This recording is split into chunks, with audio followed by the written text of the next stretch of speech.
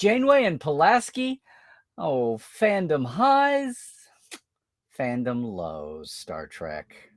Today on Trekland Tuesdays Live with me, Dr. Trek, Larry Nemecek, coming at you right here from the heart of Trekland through Portal 47 for some sanity, clarity, and the big picture in all things Star Trek. Yeah, a lot of little stories flying by this week. Of course, hey, happy season finale to Lower Decks. Can't wait to see that. Well, okay.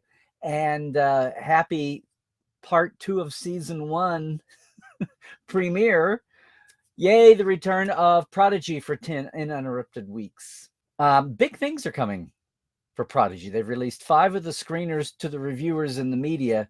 So you're going to be hearing a lot about Prodigy and a lot of overlapping of the canon streams. They've been hinting at it. If you're following folks on their socials like the Hagemans, like Aaron Walke, you'll see some hints of what's happening with the shows. But that's all the passing news. That's all awesome.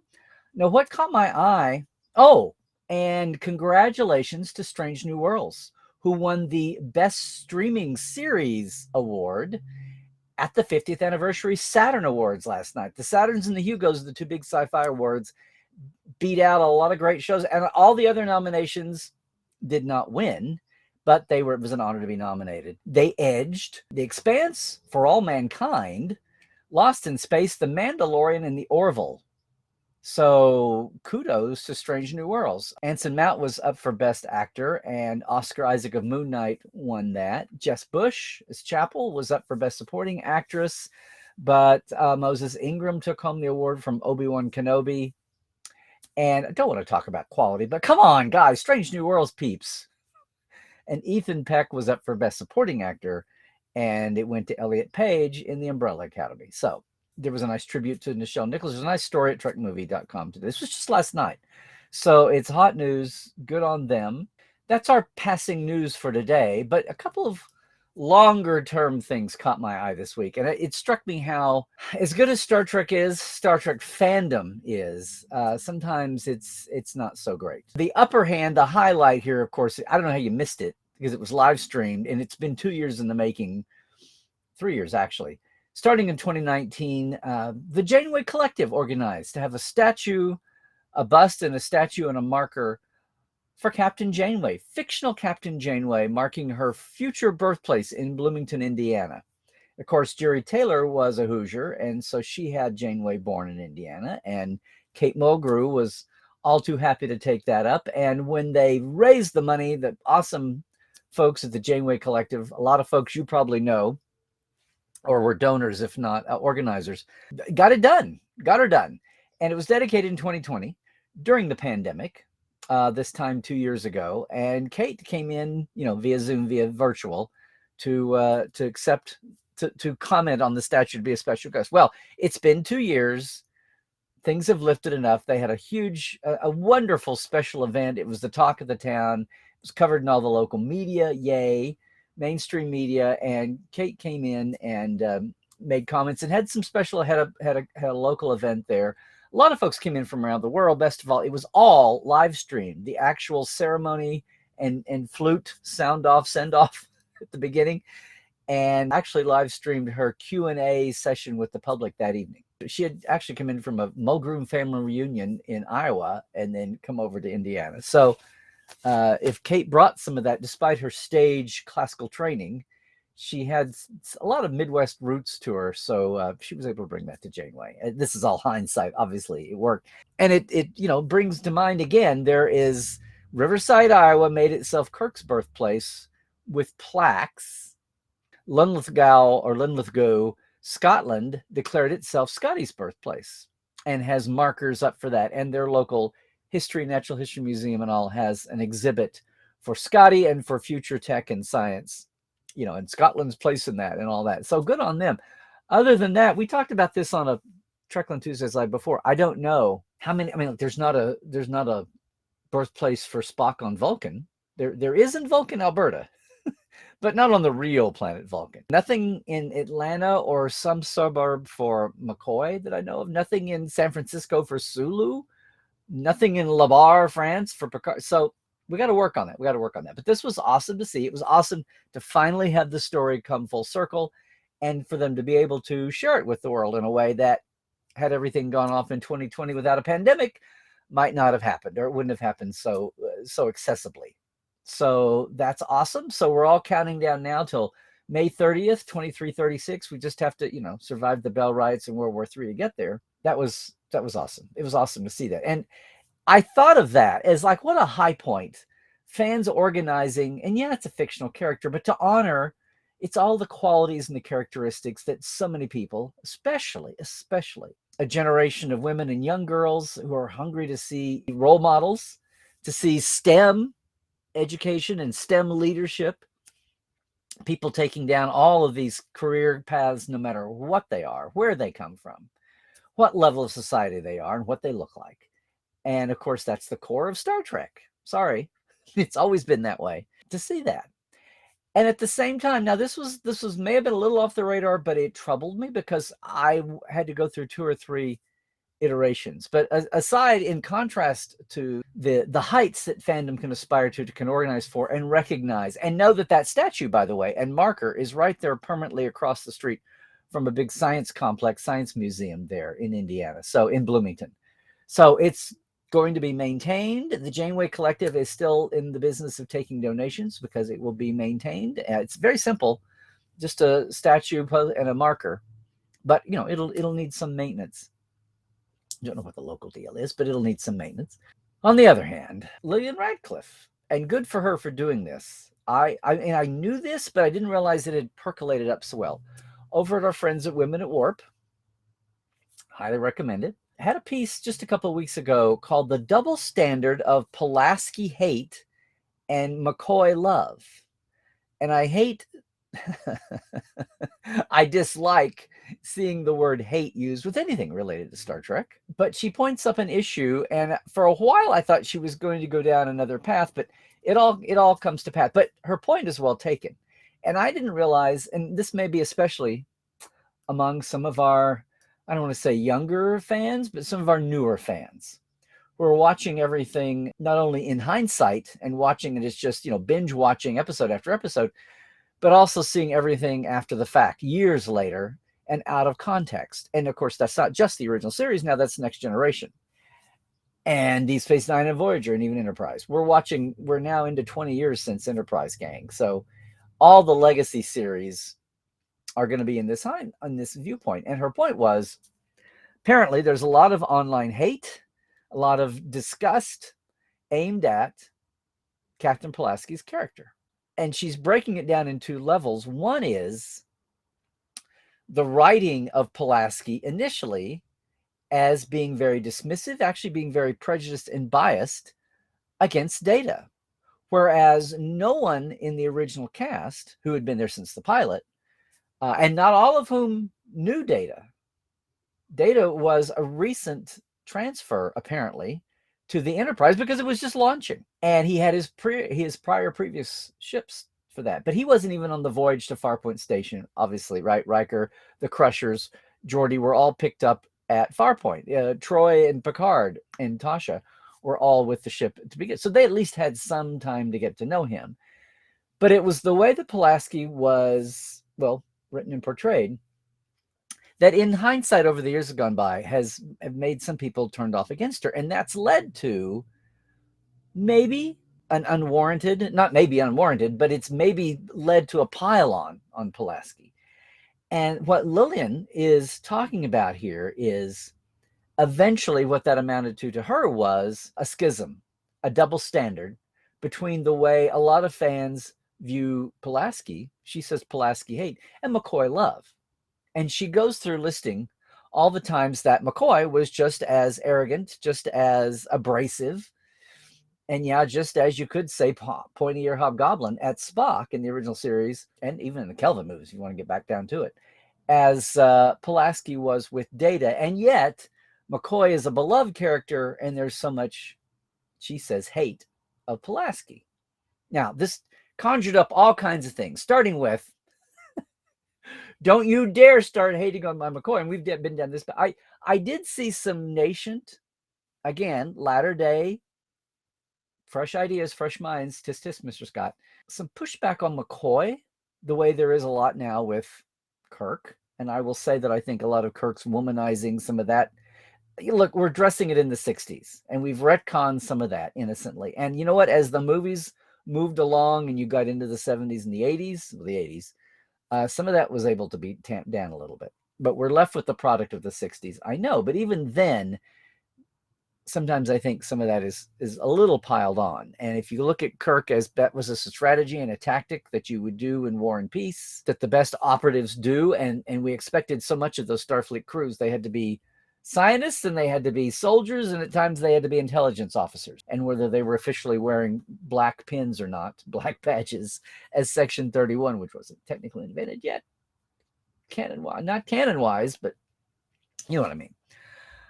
But to turn that new lens view of McCoy, and one of the things was the way he talked about Spock. And I would say, and another example brought up is slapping LAN in Friday's Child, which is an episode near and dear to my heart, which doesn't get a lot of respect. But not only does McCoy present for once, it's McCoy that presents the cultural briefing. And oh my God, we actually got a cultural briefing in original series. Thank you, Dorothy Fontana. But then later on being criticized for slapping LEN. Of course, after she slaps him, after he's trying to care for her baby, when she's showing a disdain for it due to cultural norms and the upbringing, the politics, mainly the politics at the time. Because obviously they have to reproduce, so their culture. I mean, they're they're not up to first contact, aside the fact that the Klingons already blown that up. Our modern standards of needing warp drive first, well, the Klingons have brought that, and we can say, oh, we came from the village over the hill, but it doesn't work. But I maintain, look, it was a warrior species. It was a little bit cartoon violence. It was a little bit of a joke. It was a little bit of a Bugs and Daffy, Coyote Roadrunner bit, but it was mainly, she was a warrior princess, a warrior queen. You wouldn't have thought, nobody thought that in the slapping of LAN, and she, Alana Troyes, and she had a dagger. I mean, nobody frisks down LAN to see if she had a weapon. At least she put a rock to good use later. So, and there have been some times in the last few years I've seen some of that fresh look at McCoy. And hey, I'm always up for a fresh look. But in this case, I really thought it was misguided. And look, in the end, the doctor was able to help his patient to the greater good. Eventually, she would want her son. Eventually, she would raise her son. Cooler heads prevailed, in other words, in the heat of the moment. Other than that, though, I've seen McCoy talked about the way he does talk to Spock. And the thing I would say to that is, as we have just seen on Twitter, sometimes friends talk to each other in interesting, jokey ways. Looking at you, Robert Beltran. Okay, fine. We all take away from that. The thing here is that I'll never forget my first time through. Well, maybe it's the second or third time. It took a while to soak in the importance. But in Amok Time, after a season of not only developing McCoy as a breakout character, thank you, D. Kelly, and the Spock-McCoy banter relationship, growing and growing, becoming something much bigger, something completely unplanned.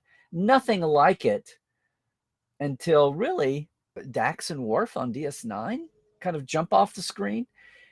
Nothing like it until then. An unplanned relationship and chemistry. And if you needed any convincing, what blew up the first season? Well, number one, D. Kelly getting top billing above the line for season 2 and beyond. And number 3, the first season, the season premiere show, Amok Time, where Spock turns to McCoy and says, I would also request McCoy to accompany me to the planet for his Ponfar. This is Spock already in Plaktal. So that's how clear he's thinking through the blood fever. So all of that, and some of this is under duress. Sometimes they're being affected by, whatever. But again, Lillian's point was that it was a double standard for that to be okay for McCoy and not okay for Pulaski. And I 100% agree. I totally I wasn't aware of this building post original run, this in hindsight context. Again, some of this context building up against Pulaski. Can I just say, number one, that was the intent. They were completely brazen. Look, stuck with having to replace Gates, and not that anybody really wanted to, but it was a Maury Hurley thing. And then the minute Maury was gone, Gates is back. Yay. To the applause for Gene and Rick and everybody else associated with it. Bob Justman didn't want to see her go, but he had stepped back by then. So it was a mistake. It was a mistake. But given the fact that they were replacing the Doctor, what do? They can't have a Beverly Crusher. They had to go with a contrast. It's always a pendulum swing. So what did? I mean, they unabashedly basically said, we're going to bring a female McCoy. That's the way everybody talked about it. So yeah, she was abrasive. She was brusque. She was a little, what do we say there? A little crotchety. Is that a female term as well as a male term? No, I know what the female terms are, and they're disparaging. But that was the intent. But to have her be a heart of gold, the whole idea of her being that way with Data, but then she bonds with Worf. Are you kidding me? And again, we're talking about the early episodes. Something, unfortunately, I mean, good for Gates, good for the Crusher lineage, but unfortunately for, well, the character of Pulaski, if not for Kate Mulder, was by mid-season, sometime after that, and you can blame it on the chaos on the bridge going on back in the writer's room, where Maury Hurley lost interest, where things were devolving. And it's interesting. I love getting writers from that time on the Trek Files and into Portal 47 because they talk about, it's hard to do it, but they talk about it. And without a complete document chain, which we still don't have, but we have bits and pieces, we get into that. I feel like the character of Pulaski was left to drift, with a couple of notable exceptions. The Icarus factor, where we find out that she and Riker's dad got it on, Kyle.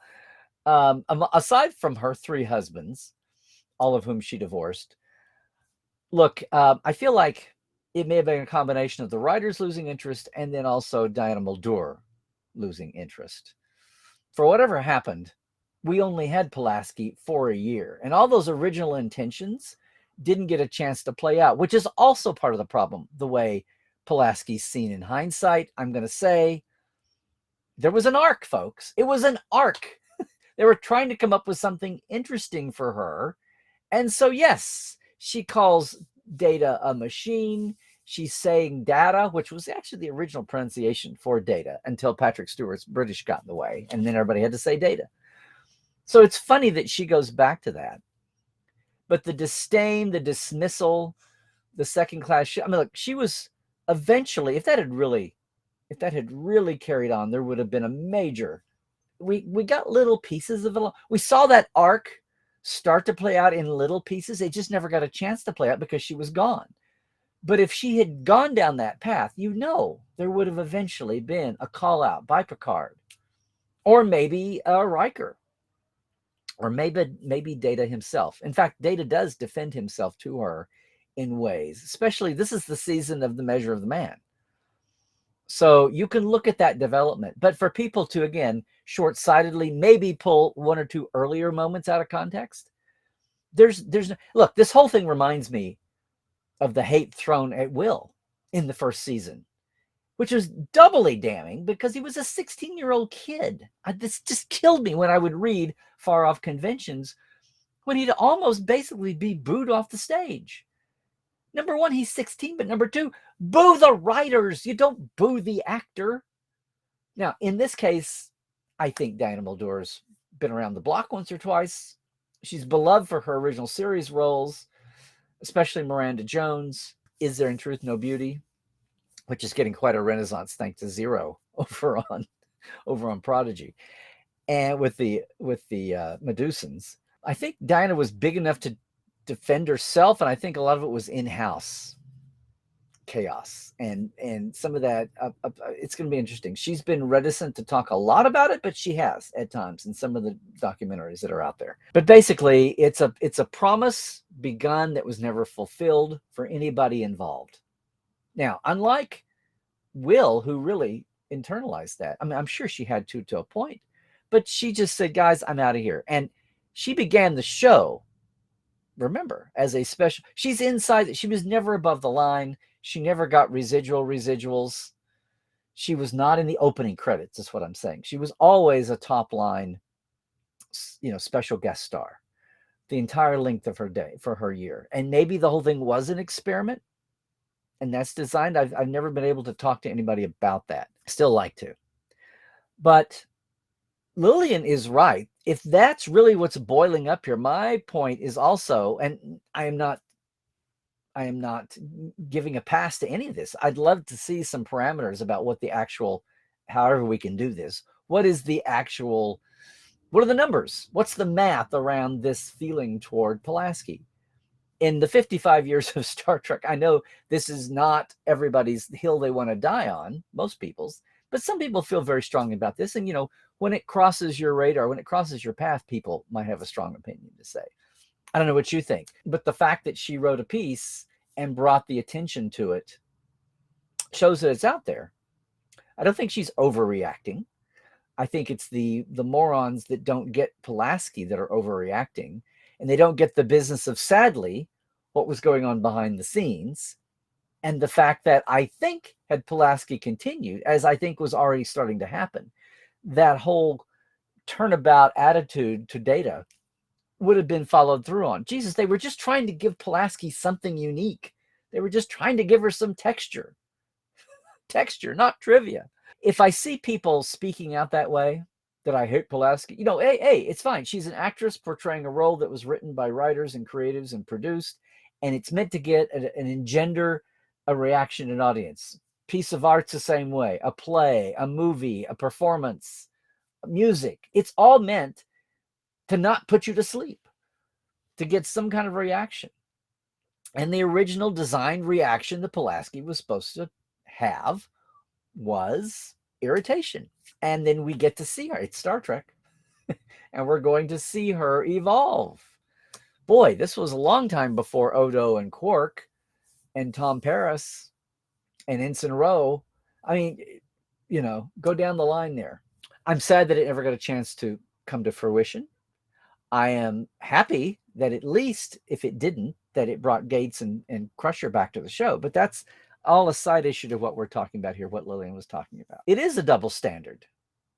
I don't know how many people hating on Pulaski. There's so many people now that have nothing to do with the original series. I don't know how much of that overlaps if she's going to conflate these and say it's unfair, the Pulaski hate and the McCoy love.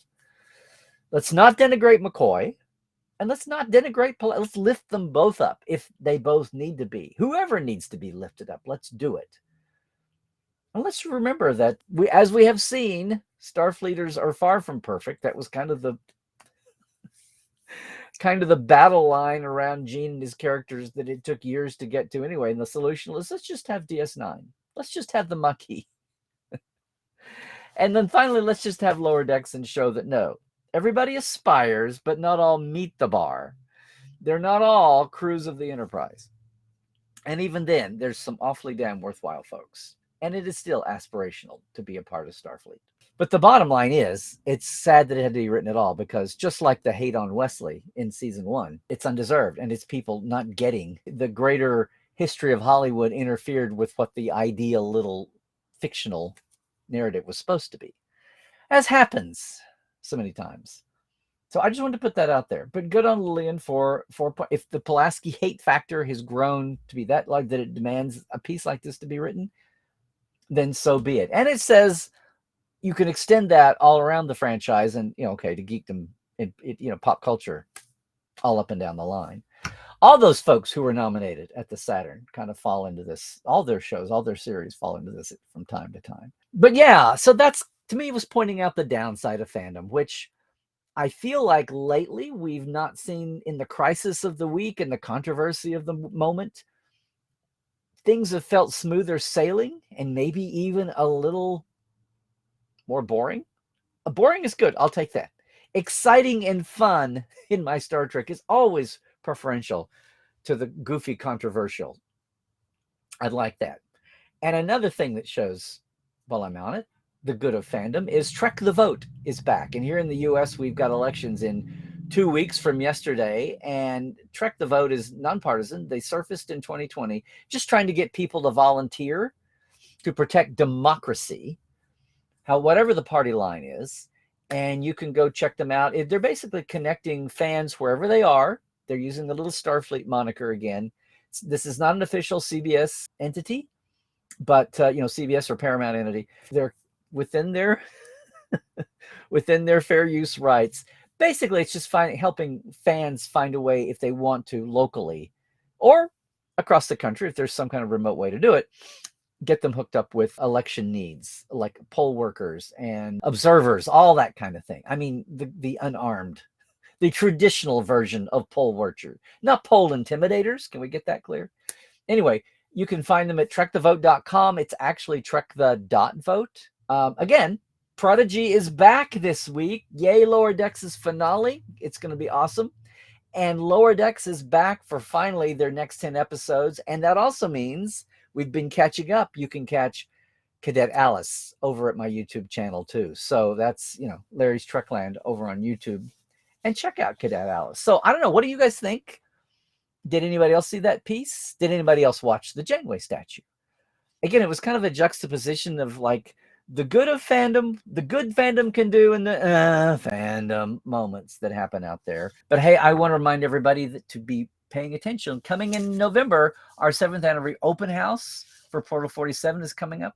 We'll let everybody in the door for that special open house, as opposed to all of our monthly goings on, all the telebriefings that happen, our roundtables, our guest nights. That's coming up. I do also want to thank, of course, our Patreons once again, as we do every week. So thank you in our TTL club. Thanks, Diana Hopkins, Lawrence Todd, Keith Rombach, Blaze K, Robin Wilson, Anne-Marie Siegel, Justin Porteous, Nathaniel Robinson, Andrew Jazimski, and Pranakasha Productions, and our TTL live wires, Rusty Harrell, Hubbard Gunn Johnson, Robert McLean, Alan Hoensi, J.R. Poole, Byron Bailey, Dave Gregory, Gay Clevin Lundstrom, and Casey Shafsky. If you want to jump in on the Patreons, it's patreon.com/Trekland Live. It's just a $5, $10 level. It supports a shout out and working on access on the access portal for you live wires to access all the past Portal 7 years nearly now of monthly behind the scenes interviews. One more time to remind you, if you enjoy a new kind of Star Trek experience, next summer, its own standalone event, our West Coast Away mission, where I team up with Geek Nation Tours. It's 10 days in July in LA, in San Francisco. You can even check that QR code there. But you can go to geeknationtours.com and see all their tours, or you can just go to larrynemecek.com and click on the link, which is also where, if you are cruising on the official cruise next February, we keep honing this. You can come take a day cruise, a day tour, an LA Away Days specified tour the day before you disembark or the day after you come back on February 23rd or March 3rd. It's a limit of 18, so you want to check that out at larrynemecek.com as well. And hey, it would be remiss if I didn't mention, yes, there's a Trek Files. We're back in the fan mailbag from the 70s. John Champion and I tackle it this week on the Trek Files over at facebook.com/the Trek Files or wherever your podcasts are caught. And right now through Sunday is another one of these 35. It's the early access sale. TeePublic is saying, if you want to get mine or anybody's, if you want to order something and be on top of mailing limits for the holidays, this is the time. We've got some new designs up and some are coming. So check that out. Stay healthy, everybody. Hasn't gone away. And now we're in flu season. So do with that what you will. Stay woke, check your sources. Again, we're in the thick of it here in the U.S. with our elections. It gets crazy all over Europe, I see as well. Check the sources. Be open to something you didn't know about, but just make sure it's coming from a reliable place. And Trek well, everybody.